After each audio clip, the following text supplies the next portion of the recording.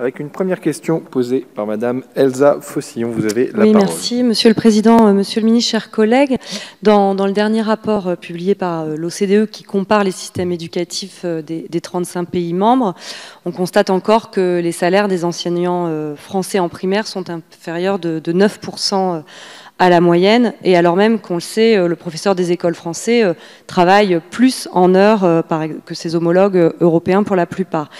On voit aussi qu'un débutant gagne 2 fois moins en France qu'en Allemagne, par exemple.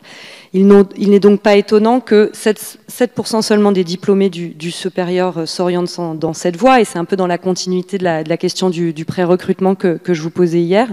Ils savent qu'ils peuvent gagner bien mieux leur vie ailleurs et que les rémunérations du premier degré restent faibles pour quelqu'un qui a fait des études supérieures. Je visitais il n'y a pas longtemps un CFA. À la sortie du CFA, les ascensoristes ou les menuisiers gagnent bien plus à l'embauche qu'un enseignant du premier degré. C'est bien pour eux, pour ces ascensoristes, mais je crois que ça pose question sur le métier d'enseignant et sur son attractivité.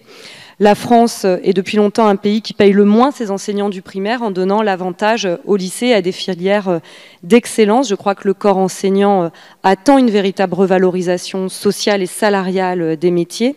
Il s'agit évidemment de redonner du sens en reconnaissant l'ensemble des activités qu'effectuent les enseignants et en leur donnant un salaire équivalent à leur investissement et à leur parcours d'études.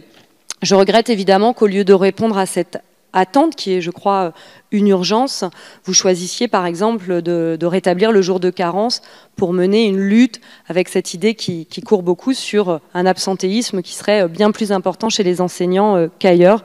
Nous demandons au contraire de développer la qualification plutôt que le bâton, et nous demandons une revalorisation des salaires enseignants, ceux-là même qui forment les esprits de nos enfants, des citoyens de demain.